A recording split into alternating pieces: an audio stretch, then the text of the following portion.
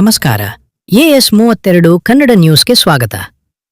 ಚಿತ್ತಾಪುರದಲ್ಲಿ ಹಡಪದ ಅಪ್ಪಣ್ಣ ಜಯಂತಿ ಪೂರ್ವಭಾವಿ ಸಭೆ ನಡೆದಿದ್ದು, ಸರ್ಕಾರಿ ಕಚೇರಿಗಳಲ್ಲಿ ಜಯಂತಿ ಆಚರಣೆ ಕಡ್ಡಾಯಗೊಳಿಸುವಂತೆ ತಾಲೂಕು ಆಡಳಿತಕ್ಕೆ ಒತ್ತಾಯಿಸಲಾಗಿದೆ. ಇಲ್ಲಿದೆ ಸಂಪೂರ್ಣ ವರದಿ. ಚಿತ್ತಾಪುರ ಪಟ್ಟಣದ ಪ್ರಜಾಸೌಧ ಸಭಾಂಗಣದಲ್ಲಿ ನಡೆದ ಹಡಪದ ಅಪ್ಪಣ್ಣ ಜಯಂತಿಯ ಪೂರ್ವಭಾವಿ ಸಭೆಯಲ್ಲಿ ಸರ್ಕಾರದ ಆದೇಶದಂತೆ ಎಲ್ಲಾ ಸರ್ಕಾರಿ ಕಚೇರಿಗಳಲ್ಲಿ ಜಯಂತಿ ಕಡ್ಡಾಯವಾಗಿ ಆಚರಿಸಬೇಕು ಎಂದು ಹಡಪದ ಸಮಾಜದ ತಾಲೂಕು ಅಧ್ಯಕ್ಷ ರಮೇಶ್ ಹಡಪದ ಕೊಲ್ಲೂರು ಆಗ್ರಹಿಸಿದರು.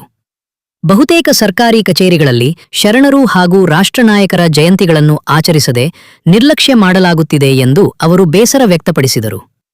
ಸಿಡಿಪಿಒ ಇಲಾಖೆ, ಅಂಗನವಾಡಿ ಕೇಂದ್ರಗಳು, ಸರ್ಕಾರಿ ಆಸ್ಪತ್ರೆಗಳು ಹಾಗೂ ಪೊಲೀಸ್ ಠಾಣೆಗಳಲ್ಲೂ ಜಯಂತಿ ಆಚರಣೆ ನಡೆಯುತ್ತಿಲ್ಲ ಎಂದು ಆರೋಪಿಸಿದರು. ಜಯಂತಿಗೆ ಸರ್ಕಾರದಿಂದ ಬಿಡುಗಡೆಯಾಗುವ ಅನುದಾನದ ಕುರಿತು ಸಮಾಜಕ್ಕೆ ಸರಿಯಾದ ಮಾಹಿತಿ ನೀಡುತ್ತಿಲ್ಲ ಎಂದು ಸಮಾಜದ ಮುಖಂಡರು ಪ್ರಶ್ನಿಸಿದರು. ಕಳೆದ 2 ವರ್ಷದ ಅನುದಾನವನ್ನು ಕೂಡಲೇ ಬಿಡುಗಡೆ ಮಾಡುವಂತೆ ಒತ್ತಾಯಿಸಿದರು. ಸಭೆಯ ಅಧ್ಯಕ್ಷತೆ ವಹಿಸಿದ್ದ ಗ್ರೇಡ್ 2 ತಹಸೀಲ್ದಾರ್ ರಾಜಕುಮಾರ್ ಮರತೂರಕರ್ ಜುಲೈ 29ರಂದು ಬೆಳಿಗ್ಗೆ 10:30 ಎಲ್ಲಾ ಸರ್ಕಾರಿ ಕಚೇರಿಗಳಲ್ಲಿ ಹಾಗೂ ಬೆಳಿಗ್ಗೆ 11 ಗಂಟೆಗೆ ಪ್ರಜಾಸೌಧದಲ್ಲಿ ಹಡಪದ ಅಪ್ಪಣ್ಣ ಜಯಂತಿಯನ್ನು ಕಡ್ಡಾಯವಾಗಿ ಆಚರಿಸುವಂತೆ ಅಧಿಕಾರಿಗಳಿಗೆ ಸೂಚಿಸಿದರು. ಜೊತೆಗೆ ಭಾವಚಿತ್ರಕ್ಕೆ ಪ್ಲಾಸ್ಟಿಕ್ ಹಾರದ ಬಳಸದೆ ಹೂವಿನ ಹಾರವನ್ನೇ ಬಳಸುವಂತೆ ನಿರ್ದೇಶನ ನೀಡಿದರು.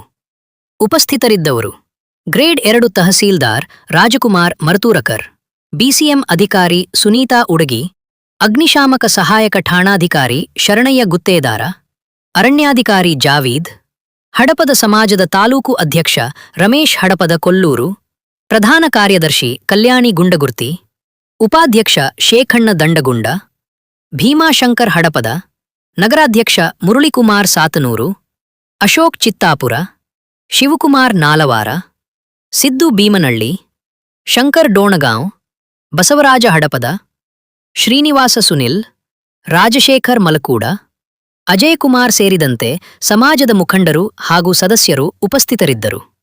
ಕಾರ್ಯಕ್ರಮ ನಿರೂಪಣೆ ಮತ್ತು ವಂದನೆ. ಶಿಕ್ಷಣ ಇಲಾಖೆಯ ಶಿವಶರಣಪ್ಪ ಮಂಠಾಳೆ ಕಾರ್ಯಕ್ರಮ ನಿರೂಪಿಸಿ ವಂದಿಸಿದರು.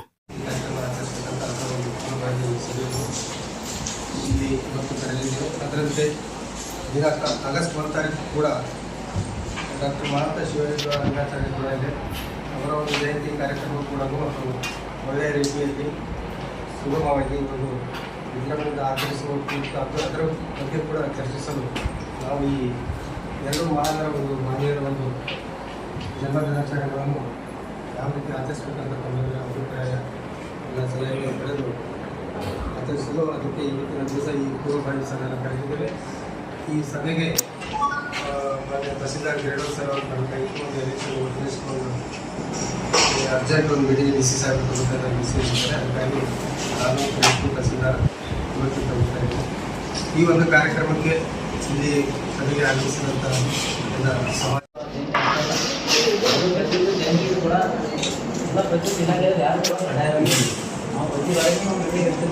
ಹಾಗಾಗಿ ನಾವು ಜಯಂತಿ ಮಾಡ್ತಾರಲ್ಲ ಅರ್ಥನೇ ಇಲ್ಲ. ಆ ಸಭೆ ಯಾಕೆ ಮಾಡ್ತೀವಿ? ಸಭೆ ಮಾಡ್ತಕ್ಕಂಥ ಉದ್ದೇಶ ಎಲ್ಲರಿಗೂ ಒಂದೇನಂದ್ರೆ ಎಲ್ಲ ಇಲಾಖೆದಾರಿಗೆ ಸ್ಪಷ್ಟವಾದಂಥ ಒಂದು ಮಾಹಿತಿ ನಾವು ಸಭೆ ಕರೆದಿರ್ತೀವಿ. ಈ ಸಭೆಯಲ್ಲಿ ಏನಂದ್ರೆ ಕೆಲವೊಂದು ಇಲಾಖೆಯಿಂದ ಬೇರೆ ಅದು ಯಾಕೆ ಮಾಡ್ತಾರೆ ತಮ್ಮೆಲ್ಲ ಮಾಹಿತಿ ಇರ್ಬೇಕು. ಯಾಕೆ ಮಾಹಿತಿ ಯಾಕೆ ಬರೋದು? ಒಬ್ಬ ತಹಸೀಲ್ದಾರ್ ಒಬ್ಬ ತಾಲೂಕು ದಂಡಾಧಿಕಾರಿಗಳು ಅವ್ರು ತಾವೇನು ಒಂದು ನೋಟಿಸ್ ಬಿಸಿ ಮಾಡಿರ್ತೀವಿ. ಆ ಇಲಾಖೆಯನ್ನು ಯಾಕೆ ಬೇಜ ಅಂತ ಮಾಡ್ತಾರೆ? ಒಬ್ಬ ಶರಣದಾಗಿ ಒಬ್ಬ ಮಹಾಂತೇಶ್ವರದಲ್ಲಿ ಪ್ರತಿಯೊಬ್ಬರು ಯಾರೇ ಇಲ್ಲಿ ಅವ್ರು ಗೌರವ ಕೊಡ್ತಕ್ಕಂಥ ಕೆಲಸ ನಾವು ಮಾಡಬೇಕು ಸರ್ಕಾರ. ಹಾಗಾಗಿ ಏನಪ್ಪ ಅಂದ್ರೆ ಇಲ್ಲಿ ಪ್ರತಿ ಬಾರಿಯೂ ಕೂಡ ಯಾವುದೇ ಜಯಂತಿ ಕೂಡ ನಮಗೆ ನೋಡಿಸ್ಕೊಂಡು ನಾವು ಬಂದು ಹೋಗ್ತಿರ್ತೀವಿ. ನಾವು ಇಲಾಖೆ ಬೇರೆ ಇರ್ತಾರೆ. ಅದಕ್ಕೆ ಇಲಾಖೆ ಅವ್ರು ಇಲ್ಲದೂ ಕೂಡ ಇಲಾಖೆಯಿಂದ ಯಾರಾದರೂ ಕಳಿಸ್ತಕ್ಕಂಥ ಜವಾಬ್ದಾರಿ ಅವ್ರಲ್ಲಿ ಯಾಕಂದ್ರೆ ನಾವು ಪ್ರತಿ ಬಾರಿ ನೋಡ್ತಿರ್ತೀವಿ. ನಾನು ಹೋದ ಸರಿ ಇರುತ್ತೆ ಸರ್ ನಮ್ಗೆ ಮಾಹಿತಿ ಇರಬೇಕು. ಹೋದ ಬಾರಿ ಕೂಡ ನಾವು ಬಂದಿದ್ದೀವಿ. ಈಗ ನಾವು ಬಂದಾಗ ಏನಪ್ಪ ನಾವು ಯಾವುದೋ ನಾನು ಕೆಲವು ತಹಸೀಲ್ದಾರ್ ಕೂಡ ಇಲ್ಲಿ ಬರಲಿಲ್ಲ. ನಾವೇನಪ್ಪ ಮಾತಾಡ್ತಾ ಕೆಲವೊಂದು ನಮ್ಮ ಜೊತೆ ಮಾತುಕತೆ ತಹಸೀಲ್ದಾರ್ ಬಂದು ನಂತರ ತಾವು ನಮಗೆಲ್ಲ ಶಾಂತಿ ಒಂದು ಸಭೆ ಇತ್ತು. ಅದಾದ ನಂತರ ಪ್ರತಿ ಬಾರಿಗೂ ಕೂಡ ಇಲ್ಲಿ ಆಗಬಾರ್ದು ಆಗಬಾರ್ದು. ಎಲ್ಲರೂ ಕೂಡ ಆ ಇಲಾಖೆದ ಜವಾಬ್ದಾರಿ ಇತ್ತು. ಆ ಇಲಾಖೆದ ಅಂದ್ರೆ ಒಂದು ಶರಣರಿಗೆ ಗೌರವ ಮಾಡ್ತಕ್ಕಂಥ ಕೆಲಸ ಅವ್ರು ಮಾಡ್ತಾರೆ. ಕೆಲವೊಂದು ಇಲಾಖೆಗಳು ಇನ್ನೊಂದು ಹೇಳ್ತೀವಿ ಸಿಡಿಪಲ್ಲಿ ಕೆಲವೊಂದು ಜಯಂತಿನೇ ಆಗಲ್ಲ. ಪೊಲೀಸ್ ಇಲಾಖೆಯಲ್ಲಿ ಜಯಂತಿ ಆಚರಣೆ ಮಾಡಲ್ಲ. ನಾವು ನೋಡ್ತೀವಿ ನಾವು ಇಂತಹ ಸ್ಥಳೀಯ ಹಾಗೂ ವಿಶ್ವಾಸಾರ್ಹ ಸುದ್ದಿಗಳಿಗಾಗಿ AS32 ಕನ್ನಡ ನ್ಯೂಸ್ ಅನ್ನು ಸಬ್ಸ್ಕ್ರೈಬ್ ಮಾಡಿ, ವಿಡಿಯೋವನ್ನು ಲೈಕ್ ಹಾಗೂ ಶೇರ್ ಮಾಡಿ. ನಿಮ್ಮ ಅಭಿಪ್ರಾಯವನ್ನು ಕಾಮೆಂಟ್ ಮೂಲಕ ತಿಳಿಸಿ. ಧನ್ಯವಾದಗಳು.